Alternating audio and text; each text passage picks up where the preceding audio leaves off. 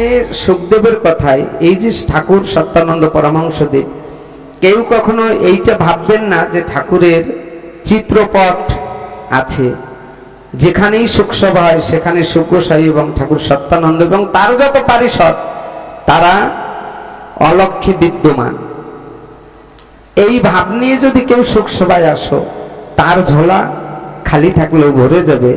আর যদি যে না এটা একটা বন্ধন, একটা নিয়ম করেছি তাই যাচ্ছি, তাহলে তার ঝোলায় কিছুই পড়বে না। এর জন্য যত ভক্তরা সবাই মনে মনে চিন্তা করতে হবে, এখানে ঠাকুর স্বয়ং বিদ্যমান, আমরা তার সান্নিধ্যে আসছি, তাহলেই ব্যাটারিতে চার্জ হবে। কেন? চার্জের একটা নিয়ম আছে, যেমন চার্জের একটা চার্জার থাকে, যে চার্জার থেকে যদি ব্যাটারি ডাইরেক্ট কারেন্টের সাথে জুড়ে দেও, চার্জ হবে না। কিন্তু এর জন্য সৎসঙ্গের একটা মাধ্যম থাকা উচিত, সেইটা হচ্ছে গুরু এবং গুরু ভাতা। সেইটা ভজনের ঘরে তার সঙ্গে যোগ হওয়া। শুধু আজ এখানে আসলাম, হরি নাম করলাম, চলে গেলাম, এতে কারোর কিছু প্রাপ্ত হবে না। ভাবনাই হচ্ছে জীবের সাধনা, হ্যাঁ না? তাই শাস্ত্রে বলছে ভাবাগ্রাহী জনার্দনম। হে অর্জুন, যার যেরকম ভাব, গীতা এখনই পড়লো যে যে যে রূপে আমাকে উপাসনা করে আমি সেই রূপেই তাহার মনোবাঞ্ছা পূর্ণ করে থাকি। তাই ভাবনা যেমন জীবের, ভগবানও ঠিক তাকে সেইভাবেই কৃপা করেন, হ্যাঁ না? শুধু এই বাজারে ভক্তি বিক্রি হয় না, এর মধ্যে এখানে সব আছে। এখানে ভেবো না যেন এখানে গেলেই শুধু পুণ্য কামাই হবে, পুণ্য কামাই হবে। এখানে ঈশ্বরের কাছে সব আছে। আমাদের এই বাজারে সবকিছু না থাকতে পারে, গোবিন্দের কাছে সব আছে। এখানে যেমন মন নিয়ে আসবা, ঠিক ঠাকুর তার ঝোলায় সেইটাই ভরে দেবে। এর জন্য ভাবনাটাকে ঠিক রেখে এখানে বসবে। যতটুক সময় সৎসঙ্গ করো, মনকে সৎসঙ্গের উপযোগিতা করে বসার চেষ্টা করো, তাহলে কি হবে? ভক্তি রতন নিয়েই ঘরে যাবে। আর মনে যদি তোমার গোবিন্দের সঙ্গ করতে এসে যদি মনে আবর্জনা থাকে আর ওইগুলি ভাবনা করো, তাহলে কীর্তন করে যারা যারা আবর্জনা এখানে ছাড়াতে আসছে, সেই আবর্জনা আর একজনের ঝোলাই করে তার ঘরে যাবে। এর জন্য হরিবাসরে কীর্তনাঙ্গনে গেলে মনকে এক করে ভগবানের কথা এবং ভগবানের নাম রস আস্বাদন করতে হয়, হ্যাঁ না? কিন্তু আমাদের আজকাল মানুষের কিছু কিছু অভ্যাস হয়ে গেছে এরকম, যে আমরা দেখা দেখি কিছু বস্তু করি না।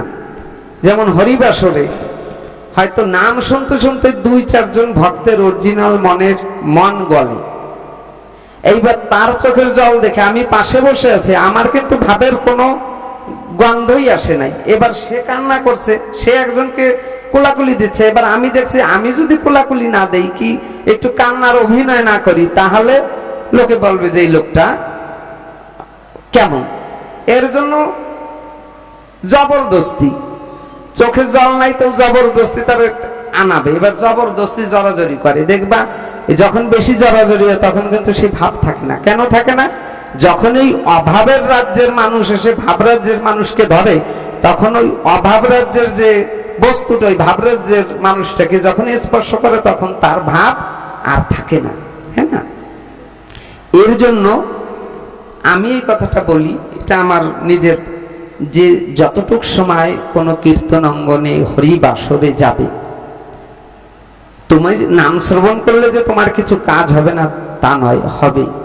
কিন্তু কোনো ভাব প্রকট হওয়া ব্যক্তির কে যদি তোমার স্পর্শে তার ভাব নষ্ট হয়ে যায়, তাহলে তোমার ওই হরিনাম শুনে যত পুণ্য না হবে, তার থেকে বেশি অপরাধ তোমার সঞ্চয় হবে, হ্যাঁ না?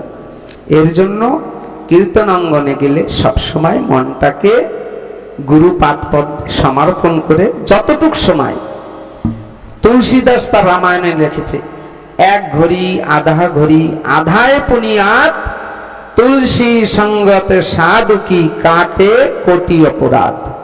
শুধু দিন রাত 24 ঘন্টা সাধু সঙ্গ করলে হয় না, যদি 1 সেকেন্ড কারোর সাধু সঙ্গ হয় হওয়ার মতন, তাহলে 1 সেকেন্ডেই কাজ হয়।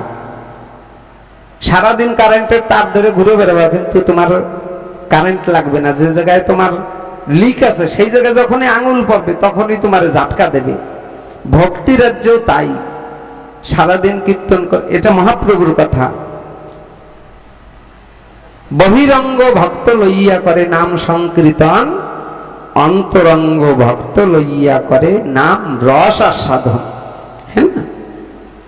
তো এই যে হরি নাম করতে করতে যখন জীবের ভাবের উদ্বেগ শুরু হয়, সেই রসটাই ভগবান পান। হ্যাঁ না? যেমন আমরা কোনো গাছে ফল হলে কি করি, আমাদের নিজেদের মতন ব্যবহার করি, কিন্তু কোকিল তা করে না। কোকিল কিন্তু গাছে ফল হয়েছে, কোন ফল সুভাবে না পাকলে কিন্তু তাকে কোকিল খায় না। কেন? সে জানে যে এই জিনিসটার যে পূর্ণাঙ্গ রস, তা আমাকে পেতে গেলে একে সুন্দরভাবে যখনই পাকবে তখনই গিয়ে কোকিল সেই ফলটাকে খায়। তো ভগবানও ভক্তদের যখন কীর্তন করতে, সাধু সঙ্গ করতে করতে, এতে কি হয়, ভক্তি নামক যে ফল, যা ভগবানের সব থেকে প্রিয়। দ্বাদশ অধ্যায় বলেছে, হে অর্জুন, আমাকে কোনো কিছুতে পাওয়ার মতন সামর্থ্য নাই, শুধু একমাত্র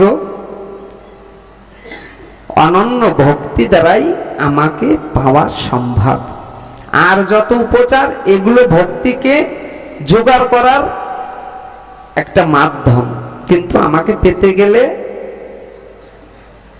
অনন্য ভক্তি, যে কথাটা মহাপ্রভু আমাদের বলছে। রাই রামানন্দকে এক এক করে ভজনের ঘরে প্রশ্ন করছে। রাই কহে বাৎসল্য প্রেম সার, প্রভু কয় ইহ হয় আগে কহ আর।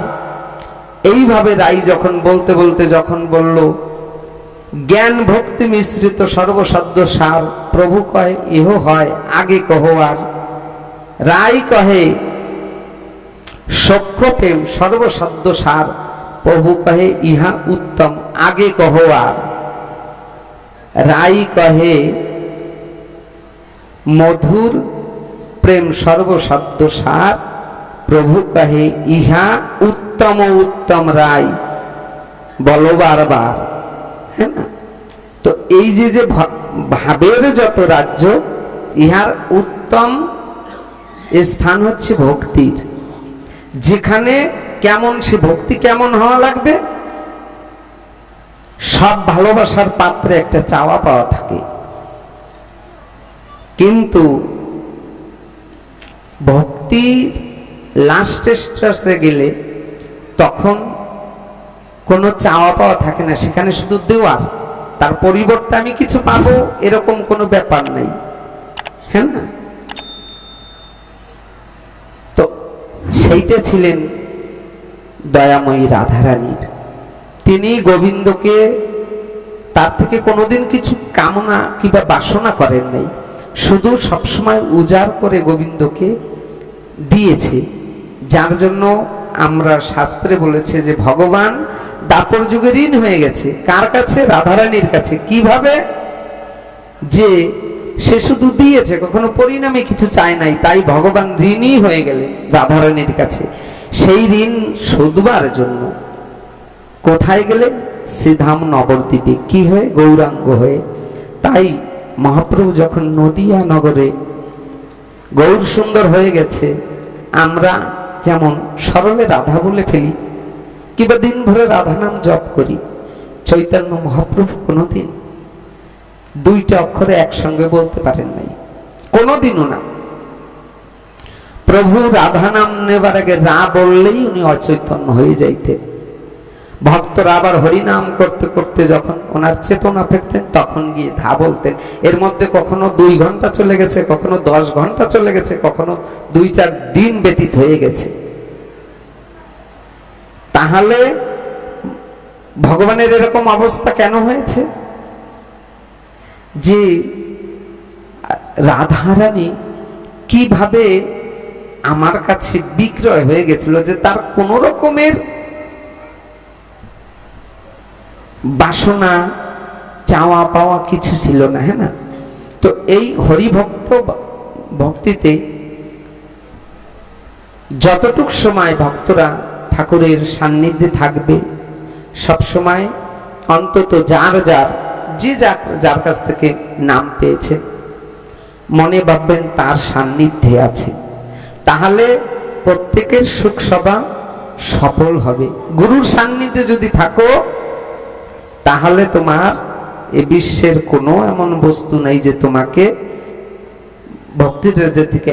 আর যদি মনের মধ্যে তোমার এই ভাবনা আসে যে আমি আমার গুরুর সান্নিধ্যে এখন বসে আছি, তখন দেখবা মন তোমার বিভিন্ন দিকে ধাবিত হবে। যখন তুমি ভাববা না আমার গুরু সম্মুখে বসে আছে, তখন মন তোমার কোনো দিকে যাবে না। যতটুক সময় সুখ সভায় থাকবে ততটুক সময় মন তোমার ঠাকুরের দিকেই থাকবে। এর জন্য সবাই একত্রবদ্ধ এইভাবে ঠাকুরের বাণী উপদেশ,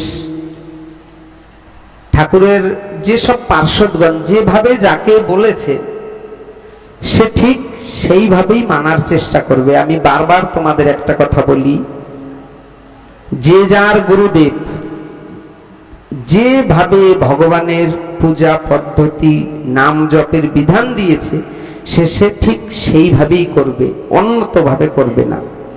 অন্যতভাবে করলে কি হবে? তোমার নাম জপের ফল তুমি পাবে না। কারণ শাস্ত্র বলছে মন্ত্রমূলং গুরু বাক্য, তোমাকে গুরুদেব যে বাক্য দিয়েছে সেইটাই তোমার কাছে মন্ত্র। সেই বাক্য ছেড়ে যদি তুমি অন্য কিছু করতে যাও তাহলে কিন্তু তোমার ধ্যান পূজা পদ্ধতি হবে না। গুরুদেব যেটা তোমাকে বলেছেন সেইটা যদি তুমি করো, সারা পৃথিবীর লোক যদি বলে যে এটা ঠিক হচ্ছে না, তাহলে সারা পৃথিবীর লোকের কথা অঠিক হবে। তোমায় যদি সেইটাই পালো তোমারটাই ঠিক হবে। এর জন্য ছোট্ট একটু উদাহরণ দেব, তারপরে আমি এই গুরু ভক্তি করলে মানুষের কি হয়। জগৎগুরু শ্রীকৃষ্ণ, তারও একজন গুরু, সেও একজনকে গুরু ধারণ করেছিল। তার নাম কে জানো? সবাই কেউ কেউ হয়তো জানো। শ্রীকৃষ্ণের গুরুদেবের নাম কি তোমরা বলো তো? গুরু সান্দীপনী। গুরু সান্দীপনী বাল্যকালে আমরা যারে বলদ বলি না, যে যার বুদ্ধি কম হয় তারা কিন্তু আমরা এই সমাচারে বলি এটা একটু মাথা খারাপ আছে কিংবা বলদই বলি। গুরু সান্দীপনীও ওরকম ছিলেন, মানে খুব ছিলেন না। তোনার গুরু পাটে থাকতেন, উনি বলদ বলে গুরু পাটে দিয়ে আসছে। তা গুরুদেবকে সান্দীপনী ঋষি খুব ভালোবাসতেন, মানে গুরু যা বলতেন তার দ্বিতীয় হতেন না।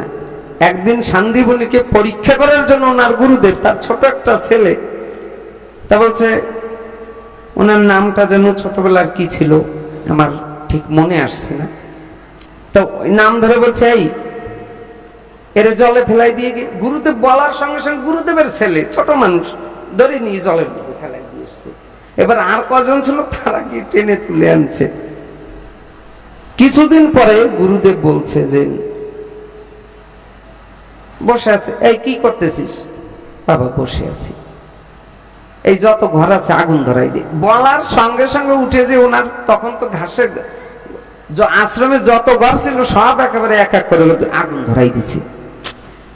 আর যত শিষ্যরা তারা বলে বাবা তো ভারী, বাবাও পাগল, ওটা তো পাগলই, কমাত্রই আশ্রম পুরো জ্বালাই দিচ্ছে। এরকম করতে করতে যেদিন ওনার গুরুদেব উঠে যাবে, ভক্তদের সবাইকে ডাকছে যে বাবা তোরা সবাই কাছে আয়, কার কি লাগবে সাধন ভজনের সব কিছু এক একজন বলছে, তাকে দিচ্ছে। লাস্টে উনি দাঁড়িয়ে আছে, তা বলছে বাবা তুই কিছু চাস না, তোর চোখে শুধু জল ঝরছে। তা বলছে গুরুদেব আমি কি চাইবো? সবার তো সব কিছু আছে, আমার তো কিছু ছিল না, আমার তো শুধু তুমি ছিলা, আমার কিছু দরকার নেই। তুমি যদি থাকতে বাবা, তুমি থাকবে না, তা আমার বেঁচে থেকে কি হবে? আমার কিছু দরকার নাই, আমার তো তোমাকে দরকার। তখন ওনার গুরুদেব বলল, বাবা জড়াই ধরছে। বাবা রে, এই ধরায় আসলে প্রত্যেকের একটা নিয়ম আছে প্রকৃতির, আসছি যখন আমাকে যেতে হবে, তা আমাকে যখন তোর দরকার, আমি তোরে আশীর্বাদ করছি তুই এই আশ্রমে থাকিস। আমাকে যেমন তুই গুরু করছিস, জগতের যে গুরু সে তোর শিষ্য হবে। এই বিশ্ব সংসারের যে গুরু তোর শিষ্য হবে। শান্তিপূর্ণি মুনি কিন্তু টোল পাস করা না, গুরু কৃপা সিদ্ধ। তাই আমার সবার কাছে একটাই অনুরোধ, সবাই যে আমি কোনো শুধু আমার সম্প্রদায় আর একজনের সম্প্রদায় না, যে যাহাকে গুরু বলে বরণ করেছ, সে যে উপদেশ যে পথ দেখাইছে, সেই পথে অটুট বিশ্বাস নিয়ে গুরুদেবের নিয়মাবলী পালন করো। এই গুরুর যদি তোমাকে তরানের সামর্থ্য না থাকে, আমি ক্ষুদ্র জীব হয়ে তোমাদের কাছে কথা দিচ্ছি, এই গুরুর যদি তোমাকে উদ্ধার করার সামর্থ্য না থাকে, জগৎ গুরু একদিন আসবে তোমার হাত ধরে উদ্ধার করতে। কেন? এই গুরু দায়িত্ব তার হাতে। জীবের নিস্তার লাগি নন্দসুত হরি, ভুবনে প্রকাশ হয় গুরু রূপ ধরি। জয় জয় বিশ্ববন্ধু সুখ সত্যানন্দ প্রেমানন্দে হরি বল। জয় সুখ হরি, জয় সত্য হরি।